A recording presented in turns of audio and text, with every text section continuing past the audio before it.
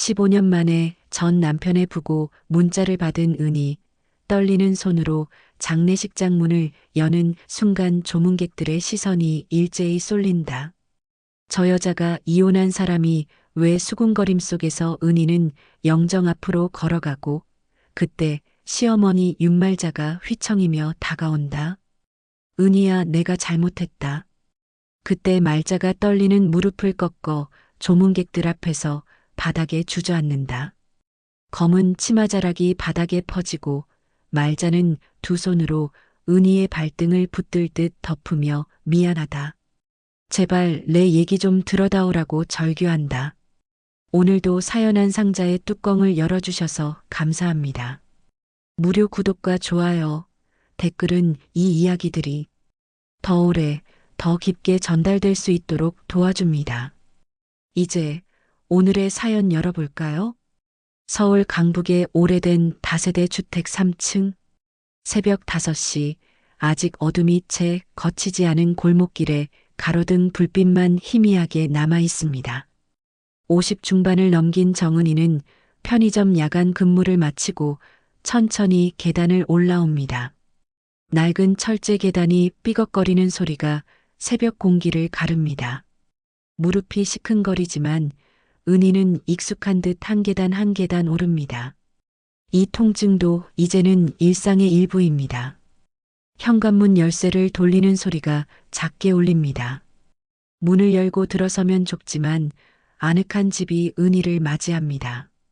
신발장 옆에 가지런히 놓인 딸 아라의 운동화, 작은 거실 한쪽에 놓인 오래된 소파, 부엌 싱크대 위에 잘 정돈된 그릇들. 은희는 가방을 내려놓고 부엌으로 향합니다.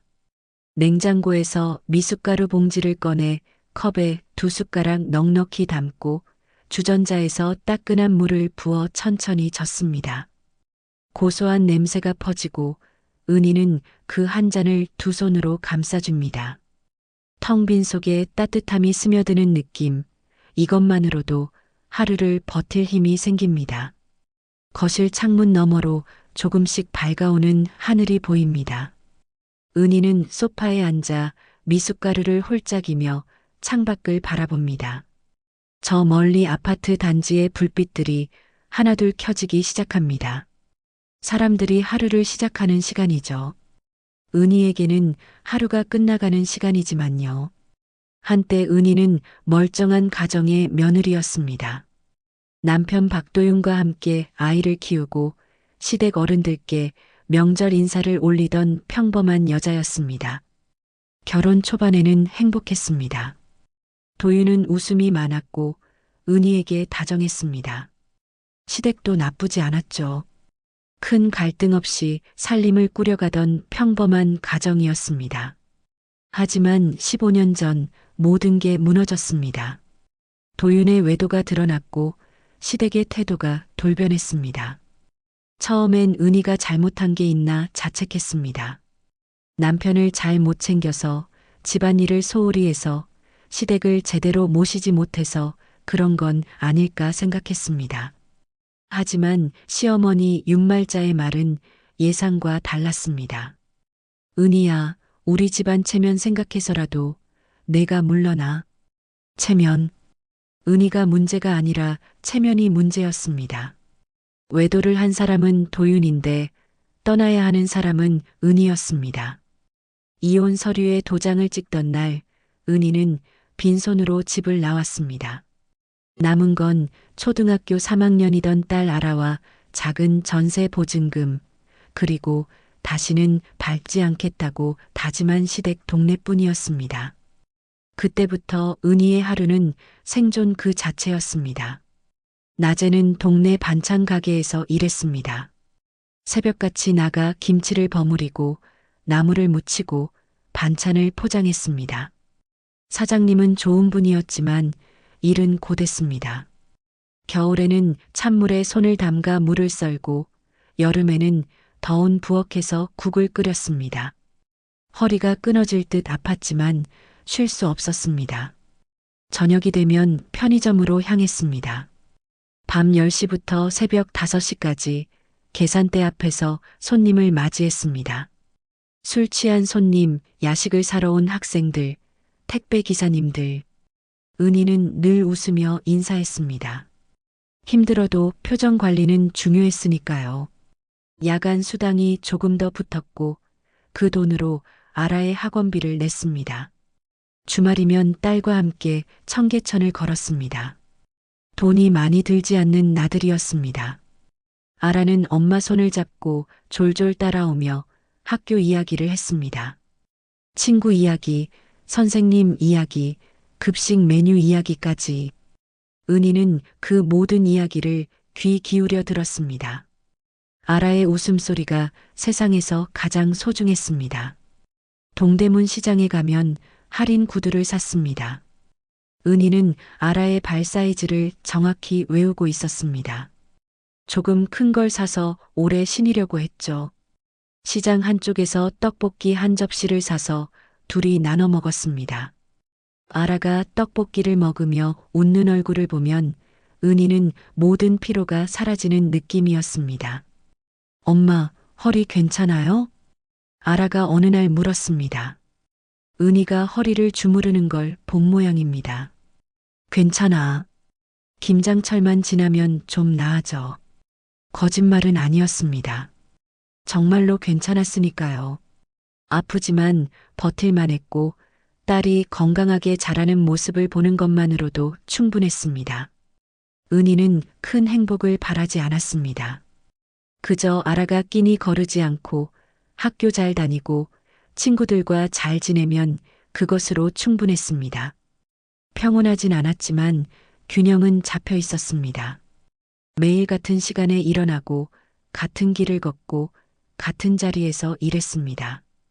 변화 없는 일상이었지만 은희에게는 안정이었습니다. 극적인 변화보다 이 작은 안정이 필요했습니다. 내일도 오늘과 같을 거라는 예측 가능함이 은희를 지탱했습니다. 그런데 어느 날 밤 그 균형이 흔들리기 시작했습니다. 새벽 근무를 마치고 돌아온 은희는 평소처럼 가방에서 휴대폰을 꺼냈습니다. 화면에 알림이 떠 있었습니다. 모르는 번호에서 온 단체 문자였습니다. 은희는 별 생각 없이 화면을 켰습니다. 그리고 그 순간 손이 굳었습니다. 검은 리본 이모지가 달린 짧은 메시지. 부고라는 단어가 눈에 들어왔습니다. 박도윤 별세. 빈소는 성북구 중앙장례식장 3층 특실. 가족장. 심장이 쿵 내려앉는 느낌이었습니다. 손이 떨렸고 휴대폰을 쥔 손가락에 힘이 들어갔습니다. 왜 지금 나에게 이런 연락이 오는 걸까요? 누가 보낸 걸까요? 15년 동안 아무 연락도 없었는데 갑자기 이렇게 부고를 보내다니. 은희의 머릿속이 복잡해졌습니다. 슬픔보다는 당혹감이 먼저 밀려왔습니다. 미움도 아니고 그리움도 아닌 묘한 감정이었습니다. 곧이어 휴대폰이 다시 울렸습니다. 또 다른 모르는 번호였습니다. 은희는 잠시 망설이다가 전화를 받았습니다. 낮게 떨리는 남자의 목소리가 들렸습니다. 혹시 정은희 씨 맞으시죠? 네, 맞는데요. 저는 도윤 씨 회사 동료인데요. 연락처가 가족 대화방이랑 상조의 명단에 같이 적혀 있더라고요. 가족이라는 단어에 은희의 입술이 바짝 말랐습니다. 15년 전 이혼한 사람을 아직도 가족으로 등록해뒀다는 게 믿기지 않았습니다. 남자는 조심스럽게 말을 이었습니다. 그리고 고인의 어머니께서 꼭 오시라고 하셨습니다. 그 순간 은희의 머릿속에 15년 전 마지막 장면이 번쩍 스쳤습니다. 시어머니 윤말자의 차갑고 단호한 목소리. 우리 집안 체면 생각해서라도 내가 물러나. 그날 은희는 아무 말도 하지 못했습니다. 그저 고개를 숙이고 집을 나왔을 뿐입니다. 그런데 지금 그 사람이 은희를 부른다고 했습니다. 은희는 전화를 끊고 한참을 멍하니 앉아 있었습니다. 손에 든 미숫가루는 이미 식어 있었습니다. 가야 할까요? 말아야 할까요? 이미 끝난 인연인데 왜 다시 그 사람들 앞에 서야 하는 걸까요? 하지만 마음 한편에서는 묘한 이끌림이 있었습니다. 궁금했습니다. 도윤은 어떻게 살다가 갔을까? 시어머니는 왜 은희를 부르는 걸까? 은희는 천천히 일어나 방으로 갔습니다. 옷장을 열고 검은색 외투를 꺼냈습니다. 오래되어 소매가 조금 닳았지만 단정해 보이는 옷이었습니다. 거울 앞에 서서 옷깃을 여미는데 방문이 살짝 열리며 딸 아라가 들어왔습니다. 아직 잠옷 차림이었습니다. 엄마, 어디 가세요? 이 시간에. 은희는 잠시 말을 고르다가 조용히 대답했습니다. 아라야, 아빠 돌아가셨대. 아라의 표정이 굳었습니다. 하지만 눈물을 흘리지는 않았습니다. 아라에게 아버지는 이미 오래전에 없는 사람이었으니까요. 기억 속에도 희미한 존재였습니다. 아라는 말없이 서랍에서 엄마의 목도리를 꺼내 목에 감아주었습니다. 겨울 바람이 차니까요. 엄마, 같이 갈게요.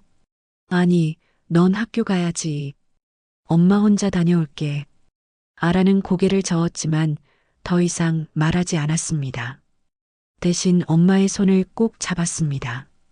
따뜻한 온기가 전해졌습니다. 은희는 딸의 손을 가만히 쓰다듬었습니다. 은희는 가방을 들고 현관문을 나섰습니다. 계단을 내려가는 발걸음이 무거웠습니다. 15년 동안 조용히 버텨온 세월이 지금 이 순간 흔들리기 시작했습니다. 골목 어귀에 서서 은희는 잠시 멈춰 섰습니다. 차가운 새벽 공기가 얼굴을 스쳤습니다. 버스 정류장으로 향하는 은희의 뒷모습은 작았지만 단단해 보였습니다.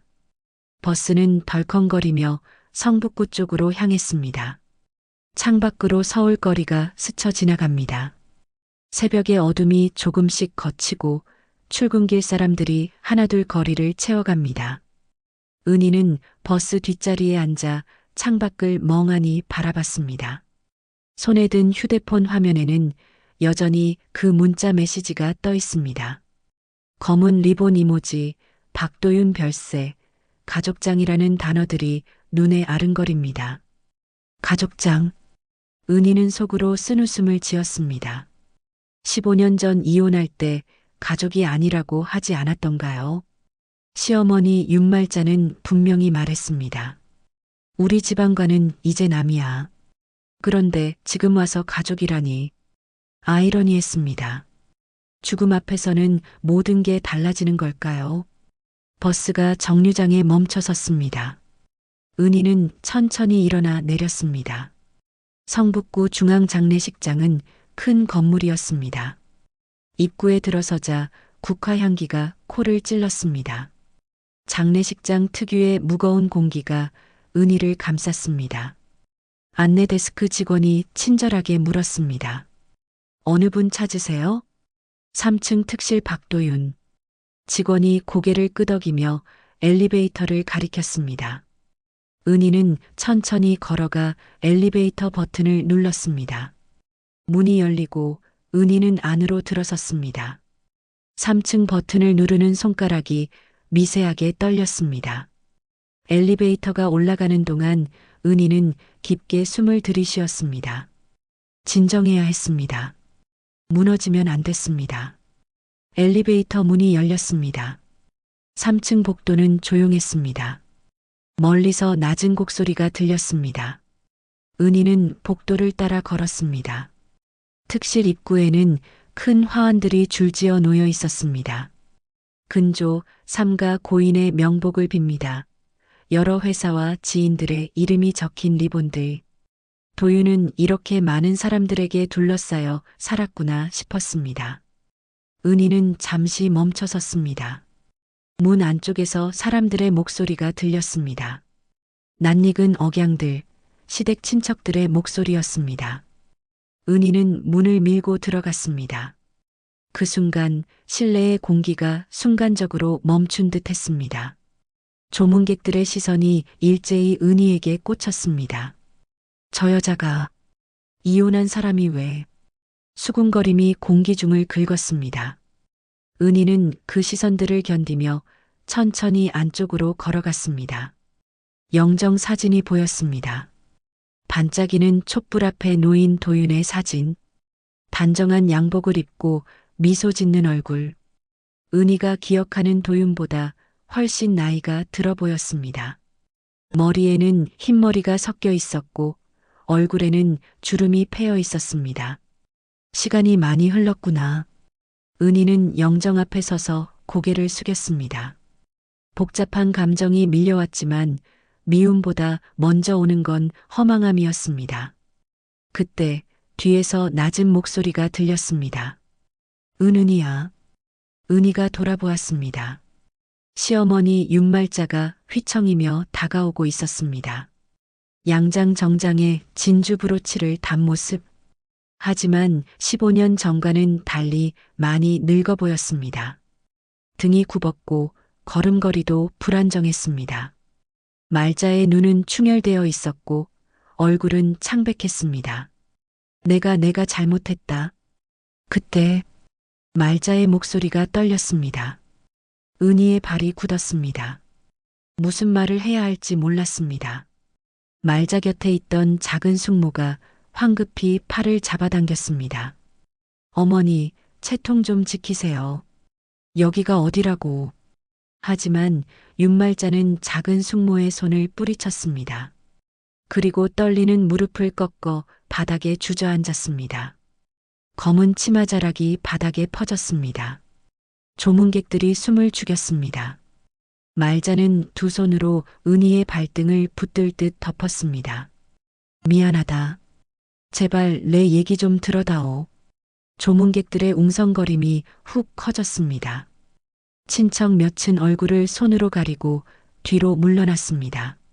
누군가는 황당하다는 듯 고개를 저었습니다. 은희는 놀랍게도 화보다 당혹이 앞섰습니다. 15년 전 자신을 내던지듯 내몰던 그 사람이 이렇듯 공개적으로 무릎을 꿇다니 이해할 수 없었습니다. 어머니, 여기서 이러시면 안 됩니다. 일어나세요. 은희가 말자의 팔을 잡으려 했지만 말자는 고개를 저었습니다. 여기가 아니면 내가 언제 너를 붙잡겠니? 내가 와줘서 정말 고맙다. 그 말에 은희의 가슴 속에서 뭔가가 미세하게 갈라지는 느낌이었습니다. 오래 굳은 돌덩이 같던 감정이 조금씩 녹아내리는 것 같았습니다. 은희는 천천히 말자를 일으켜 세웠습니다. 말자의 몸은 가벼웠습니다. 뼈만 앙상하게 남은 것처럼 느껴졌습니다. 어머니, 일단 앉으세요. 천천히 말씀하시죠. 말자는 은희의 손을 꼭 잡았습니다. 차갑고 떨리는 손이었습니다. 조문객들은 여전히 수군거렸지만 은희는 신경 쓰지 않았습니다. 말자를 의자에 앉히고 은희도 옆에 앉았습니다.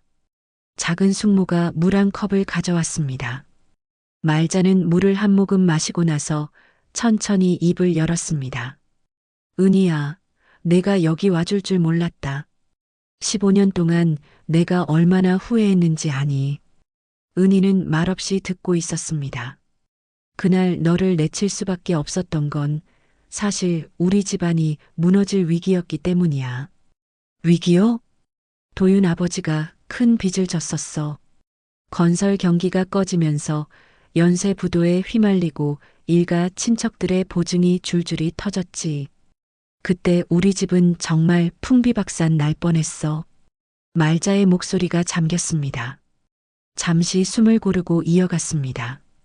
시댁 체면? 그건 핑계였어.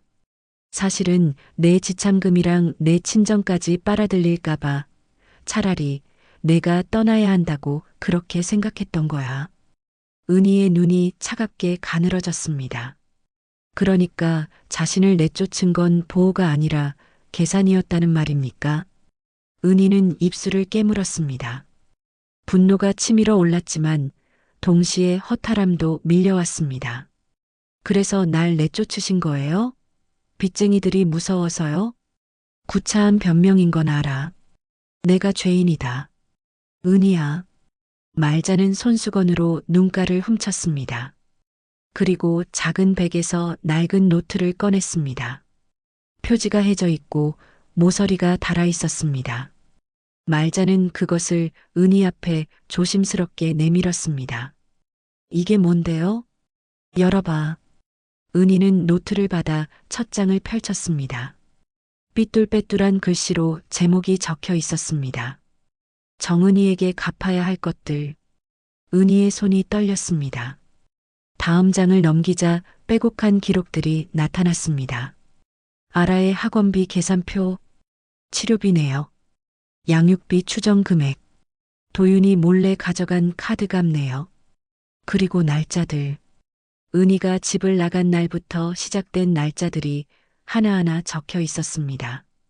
15년치의 기록이었습니다. 내가 매달 모은 돈이야. 많진 않아. 반찬 가게 일도 하고 폐지도 주었어. 하지만 이건 빚장부야. 내게 진 빚. 은희의 눈에 눈물이 고였습니다. 노트를 보는 손이 떨렸습니다. 이렇게 15년 동안 기록을 남겼다는 게 믿기지 않았습니다. 말자는 정말로 후회하고 있었던 걸까요?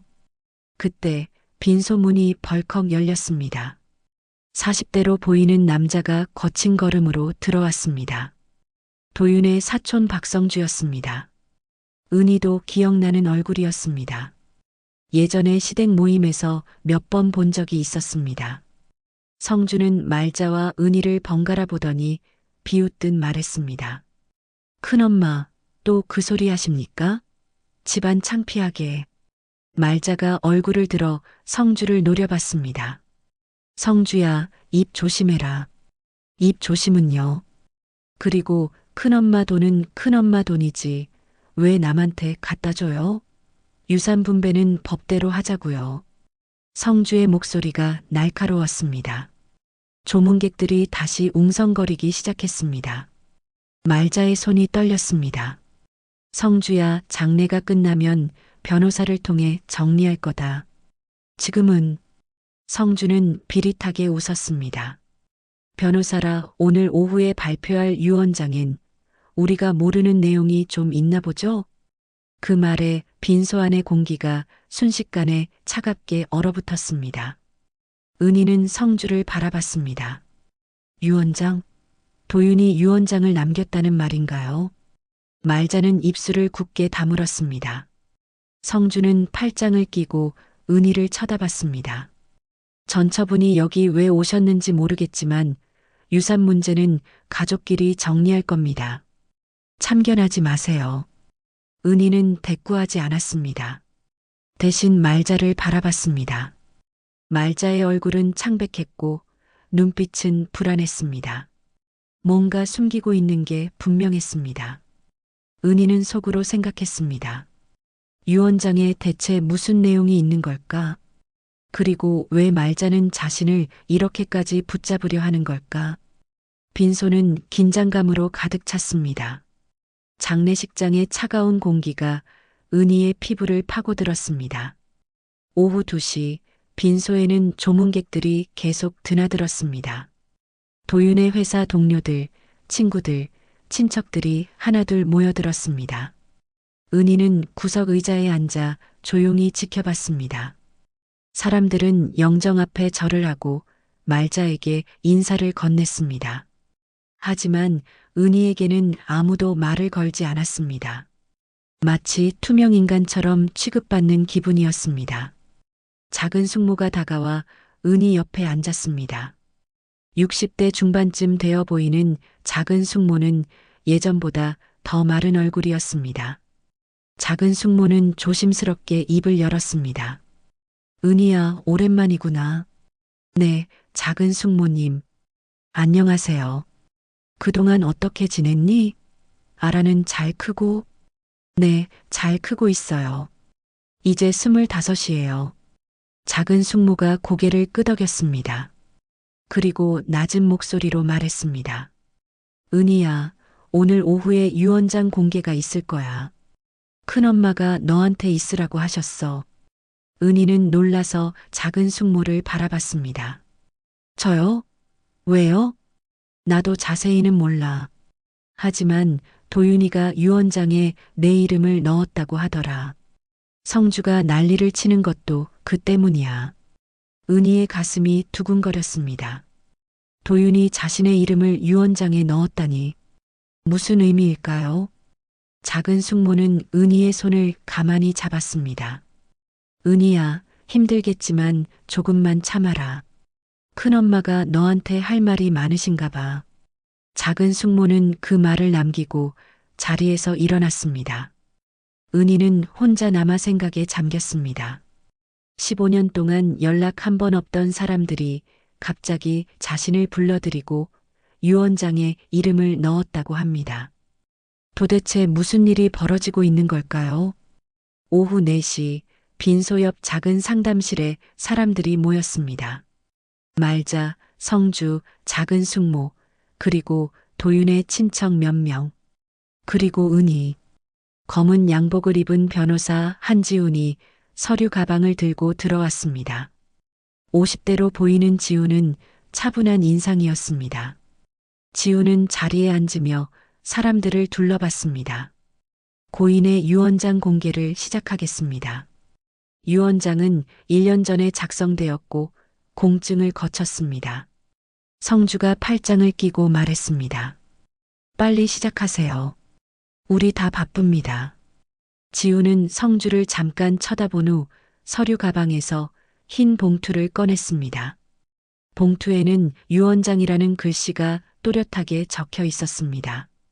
지훈이 봉투를 뜯으려는 순간 성주가 휴대폰을 책상 위에 탁 내려놓았습니다. 발표 전에 이것부터 보시죠. 사람들이 성주를 바라봤습니다. 성주는 휴대폰 화면을 켰습니다. 화면에는 문자 메시지 캡처 화면이 떠 있었습니다. 도윤과 누군가의 대화였습니다. 젊은 여자와의 대화로 보였습니다. 애칭으로 부르는 내용, 만나자는 약속, 그리고 돈을 보냈다는 내용까지. 삼촌이 이렇게 살았어요. 회사 돈도 빼돌렸고, 여자도 여러 명 만났고. 성주가 화면을 넘기며 말했습니다. 해외 카드 결제 내역이 나타났습니다. 수백만 원씩 쓴 기록들, 명품 가게, 고급 레스토랑, 호텔 숙박비, 조문객 몇이 탄식했습니다. 말자의 얼굴이 순식간에 하얗게 질렸습니다. 성주야, 그만해. 말자가 소리쳤습니다. 하지만 성주는 멈추지 않았습니다. 왜요? 사실인데. 삼촌은 이렇게 살면서 회사 공금까지 유용했어요. 증거 다 있어요. 성주가 은희를 향해 고개를 쓱 젓습니다. 삼촌이 이렇게 살았는데 이혼한 전처가 왜 여기서 눈물 팔아요? 다 과거는 과거로 하죠. 유산은 법대로 가족끼리 나눕시다. 은희는 성주를 조용히 바라봤습니다. 분노가 치밀었지만 참았습니다. 대신 천천히 자리에서 일어났습니다. 죽은 사람 뒤통수 치며 남은 사람을 짓밟는 건 최소한의 예의도 아닌가요? 성주가 비웃으며 한 발 다가섰습니다. 예의요? 그 예의로 집안 망하게 생겼는데? 큰엄마, 정신 차리세요. 이 여자한테 속으시면 안 됩니다. 순간 말자가 휘청였습니다. 가슴을 움켜쥐는 손. 얼굴이 창백해지고 숨이 가빠졌습니다. 은희가 반사적으로 말자를 부축했습니다. 어머니, 괜찮으세요? 작은 숙모가 황급히 물을 가져왔습니다. 지훈 변호사가 일어서서 말자를 의자에 앉혔습니다. 상담실에 혼란이 번졌습니다. 성주는 당황한 표정으로 뒤로 물러섰습니다. 큰엄마, 제가 그런 뜻으로 한 말이 아니라. 지훈 변호사가 단호하게 말했습니다. 그만들 하시죠. 지금 가장 중요한 건 유언의 집행입니다. 계속 방해하시면 법적 조치를 취하겠습니다. 지훈은 흰 봉투를 뜯었습니다. 방 안의 숨소리가 동시에 멎었습니다. 은희는 말자의 손을 잡고 있었습니다. 말자의 손은 얼음장처럼 차가웠습니다. 지훈이 유언장을 펼쳤습니다. 그리고 천천히 읽기 시작했습니다. 고인 박도윤의 유언입니다.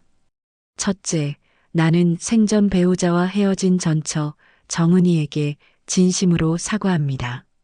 나의 불성실과 오만함을 인정합니다. 성주의 얼굴이 굳었습니다. 은희는 숨을 죽이고 들었습니다. 지훈이 계속 읽었습니다. 둘째, 나의 사망보험금 전액과 개인명의 적금, 그리고 상조의 환급금은 전처 정은이와 딸 아라에게 양도합니다. 상담실이 얼어붙었습니다. 성주가 벌떡 일어나 외쳤습니다. 말도 안 돼. 사망보험 수익자를 왜 전처한테? 지훈 변호사가 차분히 대답했습니다. 수익자 변경은 이미 1년 전에 완료됐습니다. 고인은 유언장 작성과 동시에 보험 수익자를 변경했습니다. 모두 적법한 절차입니다. 그럼 우린 뭘 받는데요? 집은요? 재산은요? 지훈이 유언장을 내려다봤습니다. 셋째, 어머니 윤말자의 생활비와 의료비는 정은이와 아라가 관리하며 지급합니다. 넷째, 부동산과 기타 재산은 법정 상속 비율에 따라 어머니와 친족들에게 분배합니다. 성주가 책상을 탁 쳤습니다. 이게 말이 됩니까? 큰엄마 생활비를 전처가 관리한다고요? 우리가 있는데? 지훈이 서류를 한 장 더 꺼냈습니다.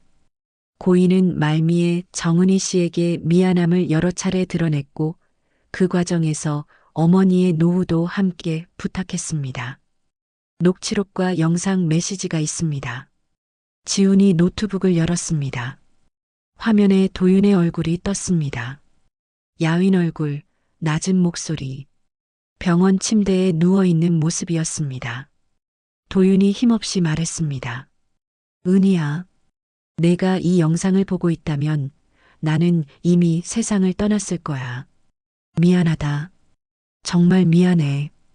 은희의 눈에 눈물이 고였습니다. 화면 속 도윤은 기침을 하며 말을 이었습니다. 나는 평생 너한테 못된 짓만 했어. 외도하고 거짓말하고 결국 너를 버렸지. 그런데 내가 아프고 나서야 깨달았어. 내가 나보다 훨씬 곱고 강했다는 걸. 도윤의 목소리가 떨렸습니다. 아라에게 부디 내가 못한 아버지 역할 대신 마지막이라도 부끄럽지 않게 하고 싶다. 그리고 어머니를 부탁해. 어머니도 너한테 미안해하고 계셔. 제발 용서해줘. 영상이 끝났습니다. 상담실은 정적에 휩싸였습니다. 은희의 눈에서 눈물이 흘러내렸습니다.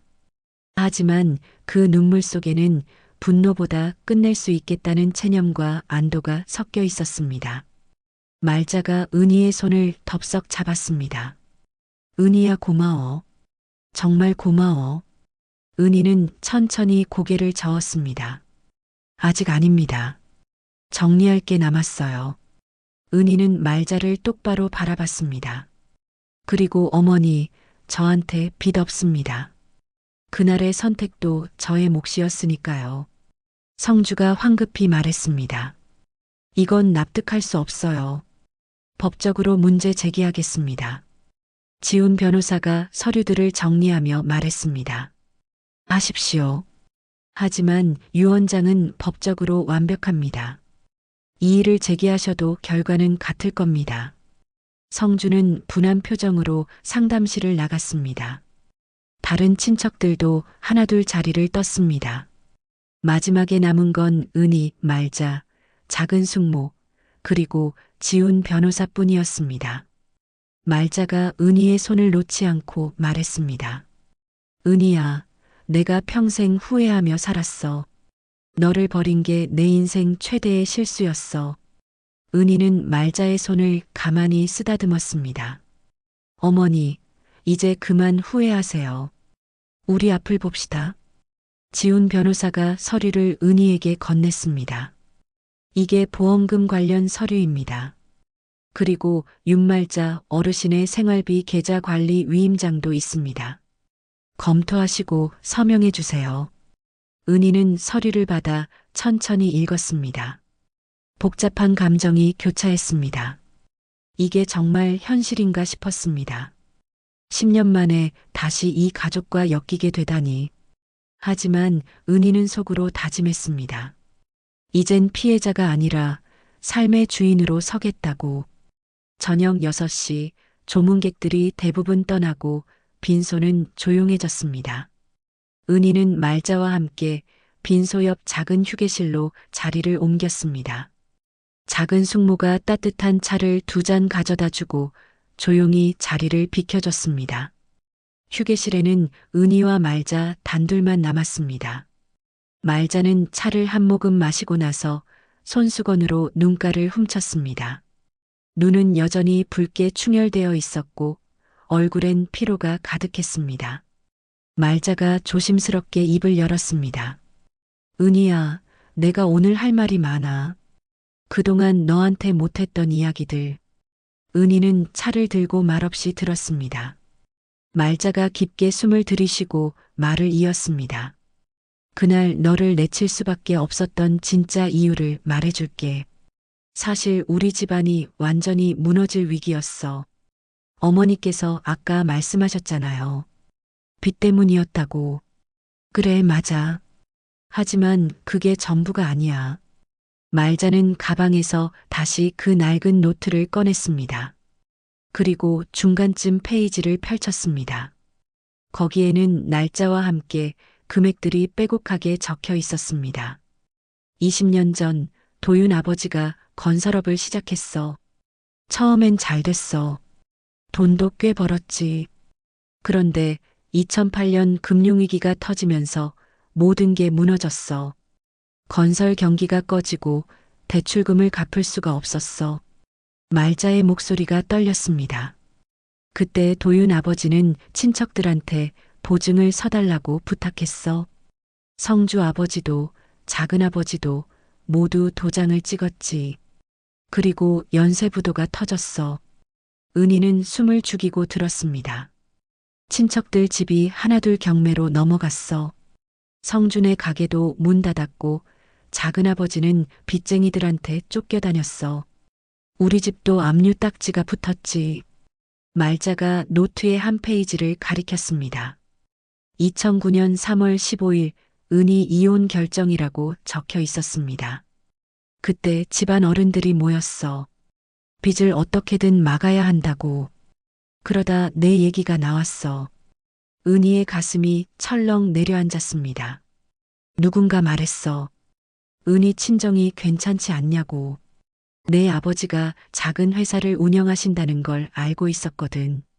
그래서 너를 통해 내 친정에서 돈을 빌릴 수 있지 않겠냐는 얘기가 나왔어. 은희의 얼굴이 굳었습니다. 그러니까 자신을 이용하려 했다는 말입니까? 하지만 나는 그럴 수가 없었어. 내 친정까지 끌어들일 순 없었어. 그래서 차라리 너를 보내기로 했어. 도윤의 외도를 핑계 삼아서. 말자가 고개를 떨구었습니다. 사실 도윤의 외도는 진짜였어. 그건 변명할 수 없어. 하지만 그걸 이유로 너를 내쫓은 건 결국 내 친정을 지키기 위해서였어. 빚쟁이들이 너한테까지 손을 뻗치면 내 아버지까지 망하게 될 거라고 생각했어. 은희는 차를 내려놓았습니다. 손이 떨렸습니다. 복잡한 감정이 밀려왔습니다. 분노, 배신감, 그리고 동시에 이해할 수 없는 허탈함. 그럼 저를 보호하려고 내쫓았다는 말씀이세요? 그렇다고 하면 너무 뻔뻔한 거겠지. 하지만 은희야, 그게 당시 내가 할 수 있는 최선이었어. 너를 지키는 방법이 너를 떠나보내는 거였어. 은희의 눈에 눈물이 고였습니다. 화가 났지만 동시에 말자의 선택을 완전히 부정할 수도 없었습니다. 만약 그때 자신이 남아 있었다면 정말 친정까지 휘말렸을지도 모릅니다. 하지만 어머니, 저한테 한 번이라도 설명해 주셨어야죠. 왜 아무 말도 없이 그냥 내쫓으셨어요? 그랬어야 했는데 나도 당황했고 집안 어른들 압박도 있었고 그리고 솔직히 말하면 내 자존심도 있었어. 말자가 눈물을 닦았습니다. 내 앞에서 우리 집안이 망했다는 걸 인정하고 싶지 않았어. 체면이라도 지키고 싶었어. 그래서 냉정하게 굴었어. 그게 내 평생의 후회야. 은희는 한참을 말없이 앉아 있었습니다. 휴게실 창밖으로 어둠이 내려앉고 있었습니다. 가로등 불빛이 하나둘 켜지기 시작했습니다. 은희가 천천히 입을 열었습니다. 어머니, 저도 솔직히 말씀드릴게요. 그때 저는 정말 힘들었어요. 밤마다 울었어요. 왜 나만 이렇게 살아야 하나? 내가 뭘 잘못했나? 그런 생각만 했어요. 말자가 은희의 손을 잡으려 했지만 은희는 손을 거뒀습니다. 하지만 저는 살아야 했어요. 아라가 있었으니까요. 그래서 이를 악물고 일했어요. 낮에도 일하고 밤에도 일했어요. 허리가 끊어지는 것 같았지만 쉴 수 없었어요. 은희의 목소리가 떨렸습니다. 아라가 학교에서 준비물이 필요하다고 할 때마다 제 마음이 찢어지는 것 같았어요. 친구들은 다 가져오는데 우리 아라만 못 가져가면 어쩌나. 그런 생각에 밤잠을 설쳤어요. 말자가 눈물을 흘렸습니다. 미안해, 은희야. 정말 미안해. 어머니, 사과는 이제 필요 없어요. 은희가 노트를 집어들었습니다. 이 노트에 적힌 것들, 어머니가 15년 동안 모으신 돈, 저는 받지 않을 거예요. 말자가 놀라서 은희를 바라봤습니다. 왜? 이건 내 거야. 내가 진 빚이야. 빚이 아니에요. 어머니가 저한테 빚진 게 아니라 어머니도 어머니 나름대로 힘들었던 거잖아요. 은희가 노트를 말자에게 돌려줬습니다. 대신 조건이 있어요. 조건? 아라 앞에서 솔직히 말해주세요. 왜 그때 저를 내쫓았는지, 무엇을 숨겼는지. 아라는 할머니를 한 번도 만난 적이 없어요. 할머니가 누군지도 잘 몰라요. 말자가 고개를 끄덕였습니다. 그래, 그렇게 할게. 아라한테 다 말할게. 그리고 앞으로는 제 가족, 저와 아라의 경계와 선택을 존중해 주세요. 유산이나 돈 문제는 제가 투명하게 관리하겠지만 저희 삶에 간섭은 하지 마세요. 말자가 눈물을 닦으며 대답했습니다. 알았어. 약속할게. 그때 휴게실 문이 열리며 성주가 들어왔습니다. 성주는 은희와 말자를 번갈아 보며 비웃듯 말했습니다. 또 무슨 밀담을 하십니까? 은희가 성주를 똑바로 바라봤습니다. 성주 씨, 할 말 있으세요? 당연하죠. 큰엄마 정말 이 여자한테 생활비 관리를 맡기실 겁니까? 우리가 있는데? 말자가 단호하게 대답했습니다. 그래, 은희한테 맡길 거야. 말도 안 돼요. 이건 협박이에요. 은희가 가방에서 서류를 꺼냈습니다. 지훈 변호사가 준 위임장과 관련 서류들이었습니다. 협박이 아니라 절차입니다. 오늘 저녁 말자 어르신의 요양과 의료 대리권, 그리고 생활비 계좌 관리를 위임받는 공증을 진행할 겁니다. 성주의 얼굴이 붉어졌습니다. 이건 법적으로 문제가 있어요. 친족이 아닌 사람이 어떻게... 은희가 차분하게 대답했습니다. 친족 누구든 불복하시려면 법정에서 뵙죠. 변호사님께 확인해 보세요. 본인이 원하면 누구든 대리인으로 지정할 수 있습니다.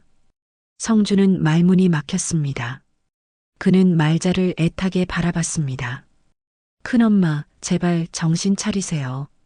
이 여자가 큰엄마 재산 다 빼돌릴 겁니다.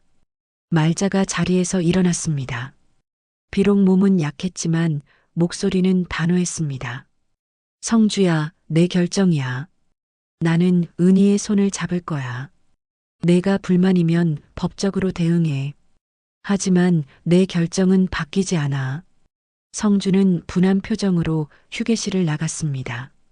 문이 쿵 하고 닫혔습니다. 말자가 다시 의자에 주저앉았습니다. 은희가 말자를 부축했습니다. 어머니, 괜찮으세요? 괜찮아. 이제 편해진 것 같아. 말자가 은희의 손을 꼭 잡았습니다. 은희야, 고마워. 내가 다시 시작할 기회를 줘서. 은희는 말없이 고개를 끄덕였습니다. 창밖으로 밤하늘의 별들이 반짝이고 있었습니다. 오래된 관계의 규칙이 조금씩 바뀌고 있었습니다. 과거의 위계가 아니라 상호 존중의 다짐으로. 다음 날 오전 발인을 하루 앞둔 빈소는 더욱 분주했습니다. 친척들이 모여들었고 장례 준비로 사람들이 분주하게 움직였습니다. 은희는 어젯밤 집에 다녀와 아라에게 상황을 설명했습니다. 아라는 놀랐지만 엄마의 결정을 존중한다고 말했습니다. 오늘 오후에는 아라도 빈소에 올 예정이었습니다. 은희는 말자 옆에 앉아 조문객들을 맞이했습니다. 사람들은 여전히 은희를 이상하게 쳐다봤지만 말자가 은희의 손을 놓지 않자 더 이상 뭐라 하지 못했습니다. 작은 숙모가 아침 식사를 챙겨왔습니다. 죽 한 그릇과 김치, 그리고 따뜻한 차였습니다. 큰엄마, 은희야, 좀 드세요. 기운 차려야죠. 말자는 죽을 한 숟가락 떠서 입에 넣었지만 삼키기 힘들어 보였습니다. 은희가 물을 건넸습니다. 어머니, 천천히 드세요. 고마워, 은희야. 점심 무렵 성주가 다시 나타났습니다. 이번에는 혼자가 아니었습니다. 도윤의 다른 친척들 서너 명을 데리고 왔습니다. 사촌 형제들과 고모, 삼촌까지. 성주가 빈소 한가운데 서서 큰 소리로 말했습니다. 큰엄마, 우리 가족회의를 해야겠습니다. 지금 당장요. 말자가 피곤한 표정으로 성주를 바라봤습니다. 성주야, 지금은 장례 중이야. 나중에 하자. 안 됩니다. 이 문제를 지금 해결하지 않으면 장례도 제대로 치를 수 없어요. 성주가 은희를 가리켰습니다. 저 여자 때문에 우리 집안이 웃음거리가 됐어요. 이혼한 전처가 유산을 가져간다고 동네방네 소문이 다 났습니다. 조문객들이 웅성거렸습니다. 은희는 침착하게 자리에서 일어났습니다. 제가 자리를 피할까요? 아니야, 은희야. 앉아 있어. 말자가 은희의 손을 잡았습니다. 성주가 비웃으며 말했습니다. 봐요, 큰엄마. 저 여자가 큰엄마를 완전히 조종하고 있잖아요. 도윤의 고모가 한숨을 쉬며 말했습니다. 형님, 정말 이래도 되는 겁니까? 우리 조카가 남긴 재산을 이혼한 사람한테 다 넘긴다는 게 말이 됩니까? 말자가 단호하게 대답했습니다. 도윤이가 직접 유언장에 남긴 거야. 내가 결정한 게 아니야. 그래도 형님이 막으셨어야죠. 형님 생활비까지 저 여자가 관리한다니 이게 무슨 꼴입니까? 은희가 조용히 말했습니다. 제가 관리하는 게 아니라 투명하게 집행하는 겁니다. 어르신의 생활비와 의료비는 매달 정확히 기록하고 영수증도 모두 보관할 겁니다. 원하시면 언제든 확인하실 수 있어요. 성주가 코웃음을 쳤습니다. 투명하게? 웃기고 있네. 당신이 얼마나 가로챌지 뻔한데. 은희의 얼굴이 차갑게 굳었습니다. 하지만 참았습니다. 여기서 감정적으로 대응하면 안 된다는 걸 알고 있었습니다. 도윤의 삼촌이 나섰습니다. 형님, 솔직히 말씀드리겠습니다. 우리도 빚 때문에 고생 많이 했습니다. 그때 형님 남편분 보증 서느라 우리 재산 다 날렸어요. 이제라도 유산으로 좀 보상받아야 하지 않겠습니까? 말자의 얼굴이 창백해졌습니다. 그건 내가 평생 미안하게 생각하는 부분이야. 하지만 지금 그 얘기를 왜냐고요? 우리는 20년 동안 고생했어요. 그런데 이혼한 사람이 와서 다 가져간다? 이게 말이 됩니까? 성주가 다시 끼어들었습니다. 맞아요. 우리가 가만히 있을 줄 알았어요? 오늘 오후에 유언 무효 소송 준비했습니다. 변호사도 섭외했어요. 지훈 변호사가 빈소에 들어섰습니다. 지훈은 성주 일행을 보며 냉정하게 말했습니다. 유언 무효 소송을 하시겠다고요? 근거가 뭔데요? 성주가 서류 몇 장을 꺼내 들었습니다. 고인이 유언장 작성 당시 정신이 온전하지 않았다는 의료 기록입니다. 병원에서 진통제와 수면제를 과다 복용하고 있었어요. 지훈이 서류를 받아 살펴봤습니다. 그리고 고개를 저었습니다. 이 정도 약물 복용으론 의사 능력 상실을 입증할 수 없습니다. 유언장 작성 당시 담당 의사의 확인서도 있고 공증인도 고인의 정신 상태를 확인했습니다. 성주가 화를 냈습니다. 그럼 이건 어떻습니까? 성주가 휴대폰을 꺼내 화면을 보여줬습니다. 도윤과 은희의 오래된 사진이었습니다. 결혼 초기 사진으로 보였습니다. 삼촌이 이혼한 이유가 뭔지 아세요? 이 여자가 바람을 피웠기 때문입니다. 빈소가 술렁였습니다. 은희의 얼굴이 굳었습니다. 말자가 벌떡 일어났습니다. 성주야, 그 입 닥쳐. 사실인데요? 큰엄마도 아시잖아요. 이 여자가 다른 남자를 만났다고, 그래서 삼촌이 이혼했다고. 은희의 손이 떨렸습니다. 거짓말이었습니다. 완전한 거짓말. 은희는 한 번도 도윤을 배신한 적이 없었습니다. 오히려 도윤이 외도를 했었습니다. 지훈 변호사가 단호하게 말했습니다. 근거 없는 명예훼손입니다. 지금 당장 사과하지 않으면 법적 조치를 취하겠습니다. 성주가 비웃었습니다. 법적 조치? 좋아요. 법정에서 봅시다. 그때 이 여자의 과거를 다 파헤칠 테니까. 그 순간 말자가 가슴을 움켜쥐며 비틀거렸습니다. 얼굴이 창백해지고 숨이 가빠졌습니다. 은희가 황급히 말자를 부축했습니다. 어머니, 어머니. 작은 숙모가 소리쳤습니다. 큰엄마, 정신 차리세요. 말자의 몸이 축 늘어졌습니다. 의식을 잃은 것 같았습니다. 빈소가 순식간에 혼란에 빠졌습니다. 지훈이 급히 구급차를 불렀습니다. 은희는 말자를 바닥에 눕히고 맥박을 확인했습니다. 맥박은 뛰고 있었지만 약했습니다. 어머니, 괜찮으세요? 정신 차리세요. 성주가 당황한 표정으로 뒤로 물러섰습니다. 고모와 삼촌도 얼굴이 하얗게 질렸습니다. 구급대원들이 도착해 말자를 들것에 실었습니다. 은희가 따라가려 하자 구급대원이 물었습니다. 보호자십니까? 네, 제가 보호자입니다. 은희는 말자와 함께 구급차에 올라탔습니다. 구급차 문이 닫히고 사이렌이 울리며 출발했습니다. 은희는 말자의 손을 꼭 잡았습니다. 차가운 손이었습니다. 어머니, 힘내세요. 곧 병원 도착해요.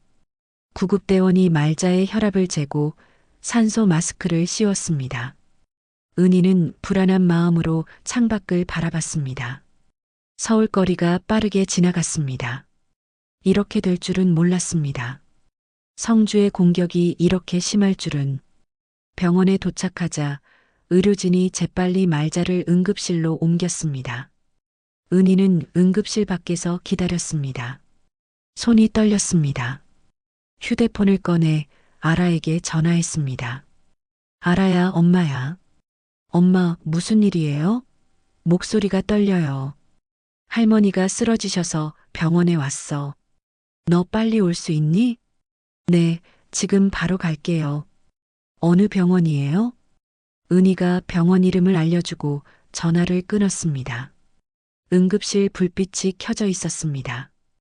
은희는 의자에 앉아 기다렸습니다. 30분쯤 지났을까 의사가 나왔습니다. 보호자분이세요? 네, 맞습니다. 환자분이 심한 스트레스로 혈압이 급상승했습니다. 일단 안정시켰는데 며칠 입원하셔야 할 것 같습니다.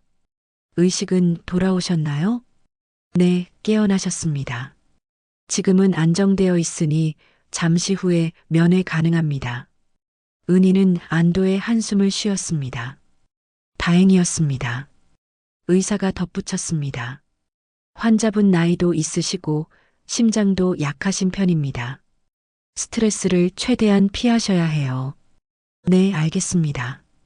감사합니다. 의사가 돌아가고 은희는 다시 의자에 앉았습니다. 복도는 조용했습니다. 은희는 손으로 얼굴을 감쌌습니다. 눈물이 났습니다. 화가 났습니다. 성주에게, 그 친척들에게 왜 저렇게까지 해야 하는 걸까? 돈 때문에? 유산 때문에? 잠시 후 아라가 병원에 도착했습니다. 아라는 숨을 헐떡이며 엄마에게 달려왔습니다. 엄마, 괜찮아요? 은희가 아라를 꼭 안았습니다. 응, 엄마는 괜찮아. 할머니도 안정되셨어. 다행이다. 엄마, 무슨 일 있었어요? 은희는 아라에게 오늘 있었던 일을 간단히 설명했습니다. 아라는 화난 표정으로 말했습니다. 그 사람들 너무하네요. 할머니를 그렇게 몰아붙이다니. 아라야, 우리 조용히 하자. 여긴 병원이야. 잠시 후 간호사가 나와 면회 가능하다고 알렸습니다. 은희와 아라는 병실로 들어갔습니다. 말자는 침대에 누워 산소 호흡기를 끼고 있었습니다. 눈을 뜨고 있었고 은희를 보자 미소를 지었습니다. 은희야, 미안해. 내가 너한테 또 짐을 지웠구나. 어머니, 무슨 말씀이세요? 이제 쉬세요. 말자가 아라를 보았습니다. 아라는 처음 보는 할머니였지만 말자의 손을 잡았습니다. 할머니, 저 아라예요. 말자의 눈에 눈물이 고였습니다. 아라, 내 손녀. 이렇게 크다니. 정말 미안해. 아라가 고개를 저었습니다. 할머니, 이제 괜찮아요. 우리 함께 있어요. 말자는 은희와 아라의 손을 함께 잡았습니다. 세 사람의 손이 하나로 모였습니다. 병실 창밖으로 저녁 노을이 지고 있었습니다. 사흘 후 말자는 병원에서 퇴원했습니다. 의사는 충분한 안정과 휴식을 권했지만 말자는 도윤의 발인을 꼭 지켜봐야 한다고 고집했습니다. 은희와 아라는 말자를 모시고 다시 장례식장으로 향했습니다. 병원에 입원해 있는 사흘 동안 빈소는 작은 숙모와 지훈 변호사가 지켰습니다. 장례식장에 도착하자 성주와 친척들이 멀찌감치 서 있었습니다. 그들은 말자를 보고도 다가오지 않았습니다. 어색한 침묵이 흘렀습니다. 말자는 휠체어에 앉아 빈소로 들어갔습니다. 은희가 휠체어를 밀었고 아라가 옆에서 따라왔습니다. 영정 앞에 선 말자는 도윤의 사진을 한참 바라봤습니다. 그리고 조용히 말했습니다. 도윤아, 엄마가 너한테 미안하다. 내가 살아있을 때 더 잘해주지 못해서. 은희는 말없이 말자의 어깨에 손을 얹었습니다. 아라도 할머니 옆에 무릎을 꿇고 앉았습니다. 세 사람은 조용히 도윤에게 마지막 인사를 올렸습니다. 오후가 되자 지훈 변호사가 다시 빈소에 나타났습니다. 지훈은 은희에게 작은 봉투를 건넸습니다. 정은희 씨, 이건 고인이 따로 남긴 편지입니다. 유 원장과는 별개로 당신에게만 전달하라고 했습니다. 은희는 봉투를 받았습니다. 봉투에는 은희에게라고 도윤의 필체로 적혀 있었습니다. 은희는 조용한 곳을 찾아 빈소 밖 작은 정원으로 나갔습니다. 벤치에 앉아 봉투를 열었습니다. 편지지 2장이 들어 있었습니다. 은희야, 이 편지를 읽고 있다면 나는 이미 없을 거야. 할 말이 너무 많은데 어디서부터 시작해야 할지 모르겠어. 먼저 미안해. 정말 미안해. 내가 너한테 한 짓들을 생각하면 용서를 구할 자격도 없는 것 같아. 외도하고 거짓말하고 결국 너를 혼자 남겨뒀지. 그게 나야. 비겁하고 이기적인 인간. 내가 아프고 나서야 깨달았어. 내가 얼마나 강한 사람인지, 아무것도 없이 아라를 키우면서 한 번도 무너지지 않았잖아. 나는 그런 내가 부러웠어. 그리고 동시에 부끄러웠어. 어머니한테도 미안해. 어머니가 너를 내쫓은 건 사실 우리 집안을 지키기 위해서였어. 하지만 그건 변명일 뿐이야. 결국 너를 희생시킨 거니까. 나는 지난 1년 동안 유언장을 준비했어. 변호사도 만나고 보험 수익자도 바꾸고 내가 할 수 있는 마지막이었어. 아라한테 그리고 너한테 조금이라도 보상하고 싶었어. 은희야, 너는 행복할 자격이 있어. 더 이상 과거에 얽매이지 말고 내 삶을 살아. 아라도 잘 키워줘서 고마워. 내가 못한 아버지 역할을 너 혼자 다 해냈어. 마지막으로 어머니를 부탁해. 어머니도 평생 후회하며 사셨어. 이제 용서해 줄 수 있다면 부탁이야. 안녕, 은희야. 다음 생에는 더 나은 사람이 되고 싶어. 박도윤. 은희는 편지를 읽으며 눈물을 흘렸습니다. 미움도 원망도 아닌 그저 허망함이 밀려왔습니다. 도윤은 마지막 순간에야 진심을 말했습니다. 너무 늦었지만 그래도 이 편지가 은희에게는 위로가 되었습니다. 은희는 편지를 조심스럽게 접어 가방에 넣었습니다. 그리고 빈소로 돌아갔습니다. 말자가 은희를 보자 물었습니다. 은희야, 괜찮니? 네, 어머니. 괜찮아요. 그날 저녁, 발인 전날 밤이었습니다. 빈소에는 가족들만 남았습니다. 성주와 친척들도 다시 모였습니다. 지훈 변호사가 마지막으로 유언 집행에 관한 설명을 했습니다. 고인의 유언에 따라 사망보험금과 개인 적금은 정은희 씨와 아라 씨에게 양도됩니다. 총액은 약 3억 원입니다. 성주가 다시 불만을 터뜨렸습니다. 3억이나 된다고요? 그걸 다 이혼한 사람한테 줘요?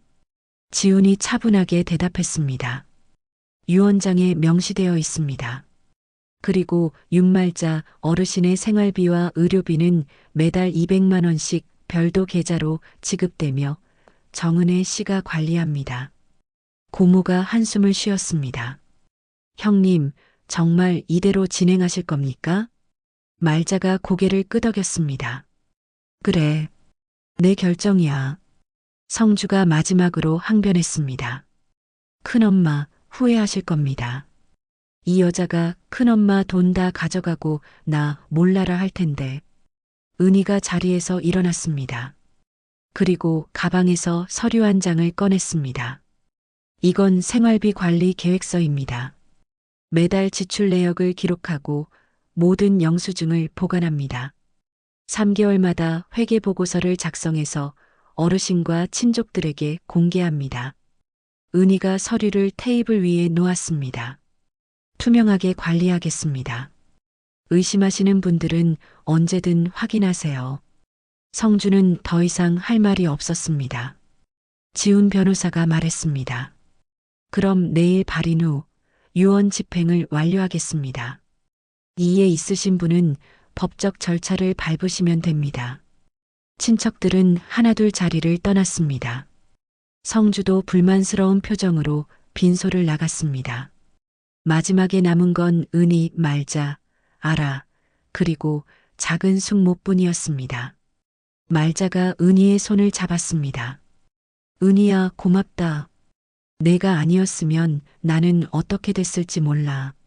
어머니, 이제 시작이에요. 우리 함께 잘 살아봐요. 아라가 할머니의 다른 손을 잡았습니다. 할머니, 저도 도와드릴게요. 엄마 혼자 힘들게 하지 않을게요. 말자는 두 사람의 손을 꼭 쥐었습니다. 눈물이 흘렀지만 이번에는 슬픔의 눈물이 아니라 감사의 눈물이었습니다. 다음 날 아침 발인이 거행되었습니다. 영정이 운구차에 실렸고 조문객들이 줄지어 배웅했습니다. 은희는 말자를 부축하며 함께 차에 올랐습니다. 아라도 옆에 탔습니다. 운구차가 천천히 출발했습니다. 화장터로 가는 길 말자가 창밖을 바라보며 말했습니다. 도윤아, 편히 쉬어라. 엄마가 내 가족 잘 돌볼게. 은희는 말없이 말자의 손을 잡아주었습니다. 아라는 할머니의 어깨에 머리를 기댔습니다. 세 사람은 조용히 도윤을 보내드렸습니다. 화장이 끝나고 유골함을 받았습니다. 납골당에 안치하고 다시 장례식장으로 돌아왔습니다. 빈소는 이미 정리되어 있었습니다. 화환들이 치워지고 영정 사진만 남아 있었습니다. 지훈 변호사가 마지막 서류들을 건넸습니다. 이제 모든 절차가 끝났습니다. 보험금은 일주일 내로 입금될 겁니다. 그리고 이건 윤말자 어르신 명의 통장과 카드입니다. 은희가 서류들을 받았습니다. 말자가 말했습니다. 은희야, 내 통장이랑 카드 다 내가 가져. 나는 내가 관리하는 대로 쓸게. 어머니, 필요하실 때마다 말씀하세요. 제가 바로 드릴게요. 말자가 고개를 끄덕였습니다. 작은 숙모가 다가와 말했습니다. 은희야, 큰엄마 모시는 거 힘들 텐데 내가 도와줄게. 감사합니다. 작은 숙모님. 장례식장을 나서는 길, 은희는 말자의 휠체어를 밀었습니다. 아라가 짐을 들고 뒤따랐습니다. 밖은 화창한 날씨였습니다. 햇살이 따스했습니다. 말자가 말했습니다. 은희야, 우리 집에 가기 전에 잠깐 시장에 들를 수 있을까? 시장이요? 응. 대구탕이 먹고 싶구나. 은희가 미소 지었습니다. 어머니, 대구탕 좋아하시죠? 제가 기억해요. 그걸 아직도 기억하니? 잊을 수 없죠. 그때도 저는 가족이었으니까요. 말자의 눈에 눈물이 고였습니다. 은희는 휠체어를 밀며 시장 쪽으로 향했습니다. 아라가 옆에서 웃으며 말했습니다. 엄마, 저도 대구탕 좋아해요. 같이 먹어요. 세 사람은 시장 안작은 식당으로 들어갔습니다. 대구탕을 주문하고 따뜻한 국물을 나눠 먹었습니다. 말자는 오랜만에 편안한 표정을 지었습니다. 은희도 아라도 웃었습니다. 비록 슬픈 일로 다시 만났지만 이제는 새로운 시작이었습니다. 식사를 마치고 은희는 말자를 자신의 집으로 모셨습니다. 강북의 작은 다세대 주택. 좁지만 깨끗한 집이었습니다. 말자가 집안을 둘러보며 말했습니다. 은희야, 여기서 15년을 살았구나. 네, 어머니. 작지만 우리 집이에요. 고생 많았다, 은희야. 은희는 말자를 작은 방으로 안내했습니다. 아라의 방을 비워서 말자에게 드리기로 했습니다. 아라는 거실에서 자겠다고 했습니다.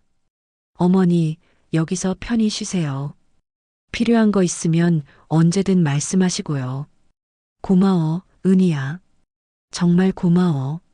말자는 침대에 누웠습니다. 오랜만에 편안한 잠자리였습니다. 은희는 이불을 덮어드리고 조용히 방을 나왔습니다. 거실에서 아라가 차를 끓이고 있었습니다. 은희가 아라 옆에 앉았습니다. 아라야, 힘들지?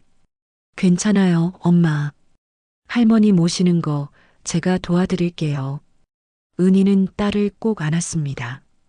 고마워, 아라야. 내가 이렇게 커줘서. 밤이 깊었습니다. 은희는 창밖을 바라보며 생각했습니다. 과거의 상처는 없어지지 않습니다.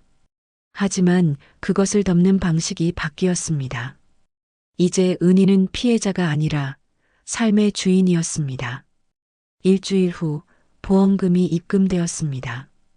은희는 은행에 가서 말자 명의의 생활비 계좌를 개설하고 매달 200만 원씩 자동이체로 설정했습니다.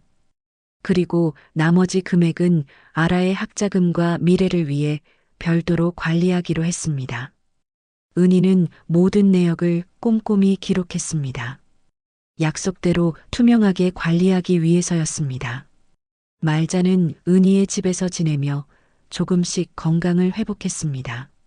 아침마다 은희가 끓여주는 미역국을 먹고 오후에는 아라와 함께 가까운 공원을 산책했습니다. 말자는 오랜만에 평온한 일상을 누렸습니다. 하지만 마음 한편에는 여전히 무거운 짐이 있었습니다. 아라에게 진실을 말해야 한다는 것. 어느 토요일 오후 말자는 은희에게 말했습니다. 은희야, 오늘 아라한테 얘기하고 싶어. 그때 일을. 은희가 고개를 끄덕였습니다. 네, 어머니. 아라도 알아야죠. 저녁 식사 후 세 사람은 거실에 둘러앉았습니다. 말자는 차 한 잔을 마시고 천천히 입을 열었습니다.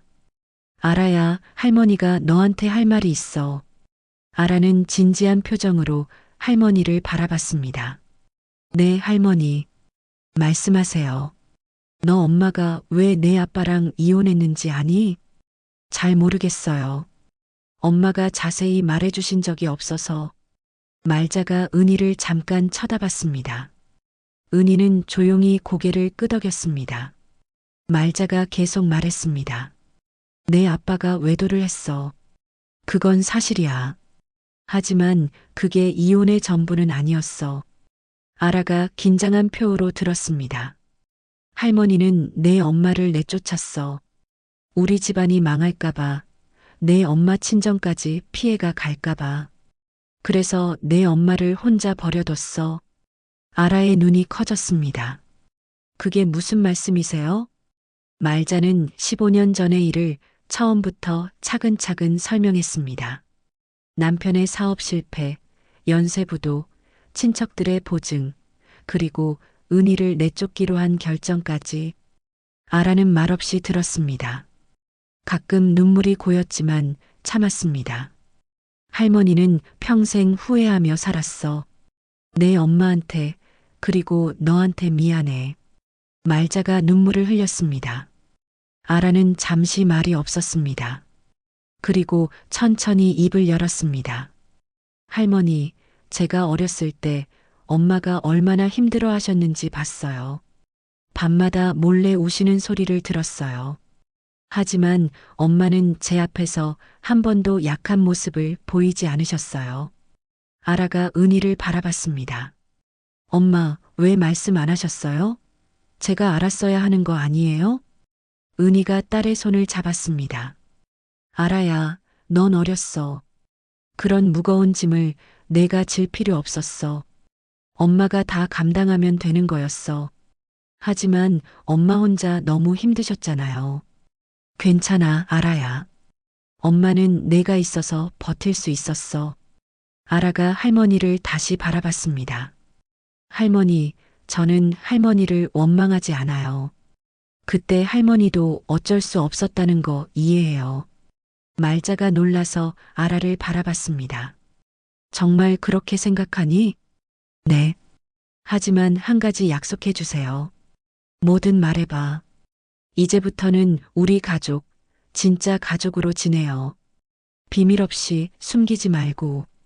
말자가 고개를 끄덕이며 아라의 손을 잡았습니다. 약속할게, 아라야. 고마워. 세 사람은 서로를 꼭 안았습니다. 오랜 시간 쌓였던 오해와 상처가 조금씩 풀려가는 순간이었습니다.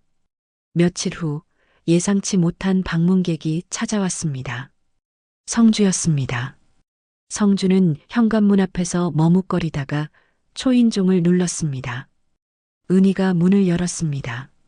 성주 씨? 정은희 씨, 잠깐 시간 좀 내주실 수 있나요? 은희는 잠시 망설이다가 성주를 집 안으로 들였습니다. 거실에서 말자가 성주를 보고 놀랐습니다. 성주야, 무슨 일이니? 성주는 소파에 앉지도 못하고 서 있었습니다. 그리고 깊게 고개를 숙였습니다. 큰엄마, 정은희 씨, 죄송합니다. 은희와 말자가 서로를 바라봤습니다.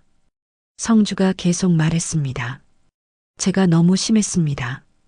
돈에 눈이 멀어서 큰엄마를 힘들게 하고 정은희 씨한테 모욕적인 말도 했습니다. 말자가 조용히 말했습니다. 성주야, 무슨 일이니? 갑자기 왜 이러니? 성주가 주머니에서 봉투 하나를 꺼냈습니다.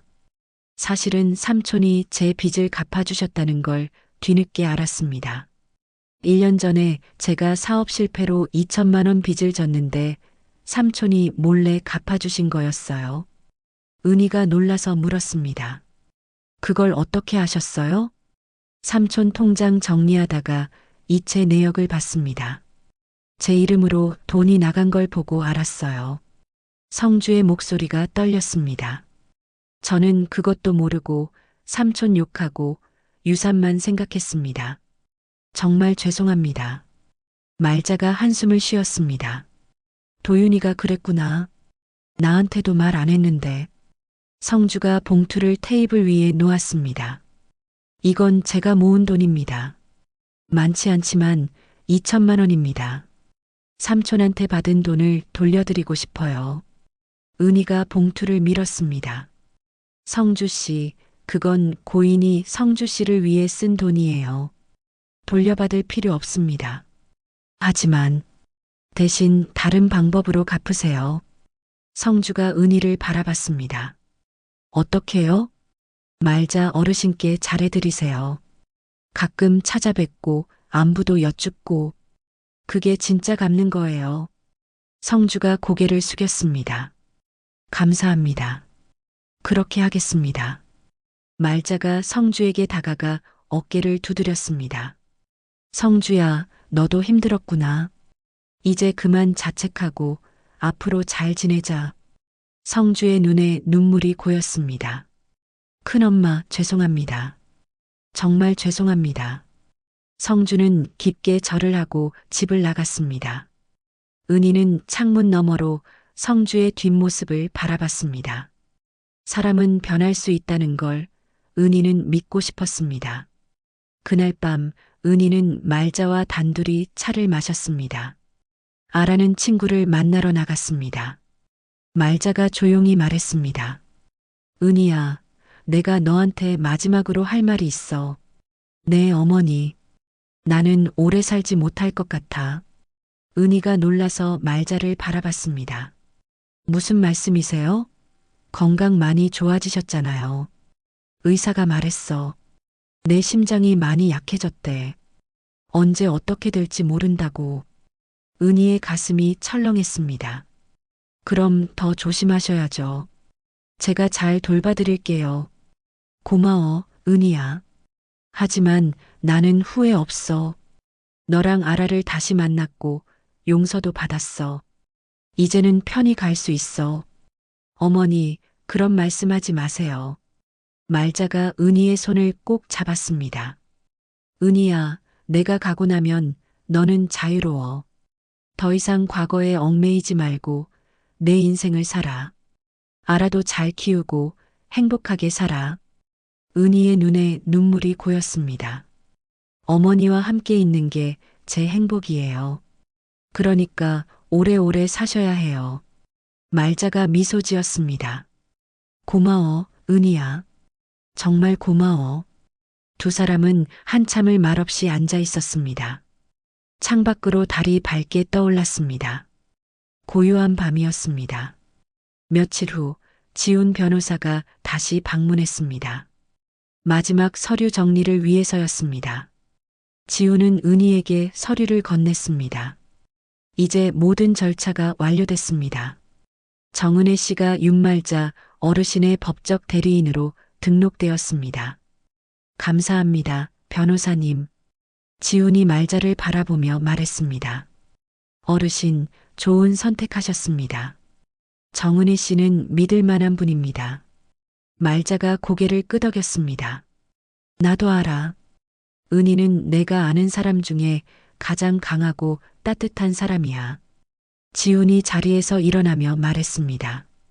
그럼 저는 이만 가보겠습니다. 필요하신 게 있으면 언제든 연락 주세요. 지훈이 떠나고 집은 다시 조용해졌습니다. 은희는 서류들을 정리하며 생각했습니다. 이제 정말 새로운 시작이구나. 과거와의 완전한 화해. 그리고 미래를 향한 첫걸음. 저녁이 되자 아라가 돌아왔습니다. 아라는 가방에서 작은 상자를 꺼냈습니다. 할머니, 이거 드려요. 이게 뭐니? 할머니 건강보조제예요. 제가 알바해서 산 거예요. 말자가 감동해서 아라를 안았습니다. 고마워, 아라야. 할머니가 잘 먹을게. 은희는 그 모습을 보며 미소 지었습니다. 이제는 진짜 가족이었습니다. 피로 이어진 가족이 아니라 마음으로 이어진 가족. 그게 더 소중했습니다. 밤이 깊어가고 세 사람은 함께 저녁을 먹었습니다. 소박한 식탁이었지만 행복이 가득했습니다. 말자는 오랜만에 배불리 먹었습니다. 은희가 만든 된장찌개와 김치, 그리고 아라가 산 과일까지. 작은 행복이었지만 충분했습니다. 식사 후 세 사람은 거실에 모여 텔레비전을 봤습니다. 웃기는 예능 프로그램이었습니다. 말자가 깔깔 웃었습니다. 은희도 아라도 함께 웃었습니다. 그 웃음소리가 작은 집안을 가득 채웠습니다. 그날 밤 은희는 침대에 누워 생각했습니다. 오래된 상처는 사라지지 않습니다. 하지만 새로운 관계가 그 위에 쌓이면 상처는 흉터가 됩니다. 아프지만 이겨낸 증거. 은희는 이제 그 흉터를 받아들일 수 있었습니다. 알겠습니다. 8챕터를 2500자로 줄여서 다시 작성하겠습니다. 2달이 흘렀습니다. 계절은 어느새 봄으로 접어들었습니다. 은희는 반찬가게 사장님과 상의해서 근무 시간을 조정했습니다. 주 3일만 일하기로 했습니다. 편의점 야간 근무는 완전히 그만뒀습니다. 보험금 덕분에 경제적 여유가 생겼고 이제는 말자를 돌보는 시간이 더 필요했습니다. 말자는 날마다 건강이 조금씩 좋아졌습니다. 규칙적인 식사와 충분한 휴식, 그리고 무엇보다 마음의 평안이 말자를 회복시켰습니다. 아침마다 은희와 함께 가까운 공원을 산책했습니다. 벚꽃이 피기 시작한 공원길은 아름다웠습니다. 은희야, 이렇게 여유롭게 꽃 구경하기는 처음인 것 같아. 어머니, 앞으로 매년 같이 봐요. 아라는 대학원 진학을 결정했습니다. 상담 심리학을 공부하고 싶다고 했습니다. 은희는 딸의 결정을 전폭적으로 지지했습니다. 엄마, 저도 엄마처럼 강한 사람이 되고 싶어요. 아라야, 넌 이미 충분히 강해. 그리고 따뜻해. 어느 주말 작은 숙모가 집에 놀러 왔습니다. 손에는 떡 한 상자를 들고 왔습니다. 네 사람은 거실에 둘러앉아 떡을 먹으며 이야기를 나눴습니다. 형님, 요즘 많이 좋아 보이세요. 응, 덕분에 잘 지내고 있어. 은희랑 아라가 잘 돌봐줘서. 그날 저녁 작은 숙모가 돌아가고 세 사람만 남았습니다. 은희는 저녁 식사 준비를 했습니다. 말자가 부엌에 들어와 말했습니다. 은희야, 내가 도와줄게. 어머니, 괜찮아요. 아니야, 나도 뭔가 하고 싶어. 은희가 미소 지으며 팔을 건넸습니다. 말자는 조심스럽게 팔을 썰기 시작했습니다. 은희와 말자는 나란히 서서 저녁 준비를 했습니다. 마치 오래전부터 그래왔던 것처럼 자연스러웠습니다. 며칠 후 은희는 공증 사무실을 방문했습니다. 3개월마다 제출하는 생활비 보고서를 제출하기 위해서였습니다. 담당 직원이 서류를 검토하고 말했습니다. 정은희 씨, 정말 꼼꼼하게 관리하시네요. 이렇게 투명한 경우는 처음 봅니다. 약속했으니까요. 집으로 돌아오는 길, 골목 어귀에서 성주를 만났습니다. 정은희 씨, 큰엄마 뵈러 가는 길이에요. 괜찮을까요? 물론이죠. 어머니 집에 계세요. 집에 도착하자 말자가 반갑게 성주를 맞이했습니다. 성주는 1시간쯤 머물다 갔습니다. 떠나기 전에 성주가 은희에게 말했습니다. 정은희 씨, 큰엄마 잘 부탁드립니다. 걱정 마세요. 제가 잘 모실게요. 다음 주 아라의 대학원 면접 날이었습니다. 은희와 말자는 아라를 응원하기 위해 함께 갔습니다. 대학 캠퍼스는 활기찼습니다. 말자가 캠퍼스를 둘러보며 말했습니다. 여기 참 좋구나. 아라가 여기서 공부하면 좋겠다. 아라가 면접장으로 들어가고 은희와 말자는 밖에서 기다렸습니다. 벤치에 앉아 벚꽃을 바라봤습니다. 말자가 조용히 말했습니다. 은희야, 나 정말 행복해. 저도요, 어머니. 1시간 후 아라가 면접장에서 나왔습니다. 환한 얼굴이었습니다. 엄마, 할머니, 잘 본 것 같아요. 은희와 말자가 일어나 아라를 안았습니다. 세 사람은 손을 잡고 캠퍼스를 걸었습니다. 벚꽃길을 따라 천천히. 사람들이 그들을 보며 미소 지었습니다. 행복해 보이는 가족이었습니다. 그날 저녁 집으로 돌아온 세 사람은 작은 축하 파티를 했습니다. 치킨과 케이크를 사서 거실에 둘러앉았습니다. 말자가 건배를 제안했습니다. 우리 아라의 합격을 미리 축하하며 건배. 세 사람은 사이다 잔을 부딪혔습니다. 웃음소리가 집안을 가득 채웠습니다. 밤이 깊어갔습니다. 은희는 혼자 거실에 남아 정리를 했습니다. 모든 일을 마치고 은희는 소파에 앉았습니다. 창밖을 바라봤습니다. 달이 밝게 떠 있었습니다. 은희는 속으로 생각했습니다. 과거의 상처는 사라지지 않습니다.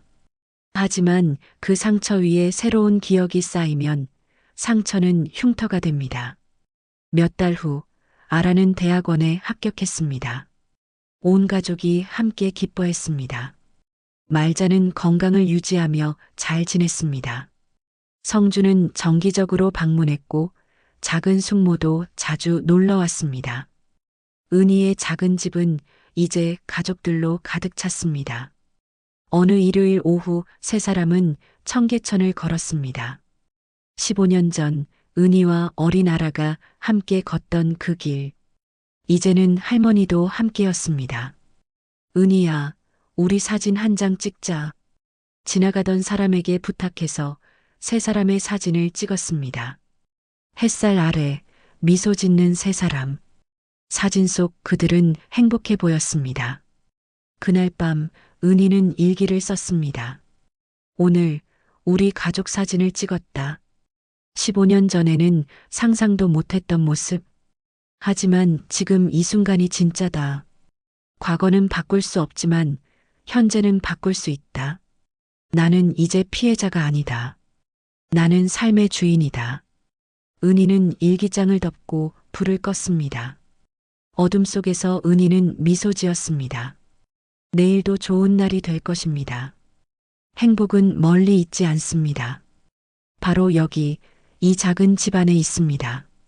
창밖으로 새벽이 밝아오기 시작했습니다. 새로운 날이 시작되었습니다.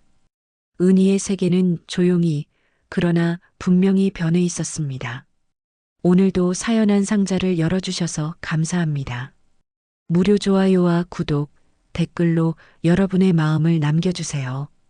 당신의 이야기가 다음 상자의 주인공이 될지도 모릅니다.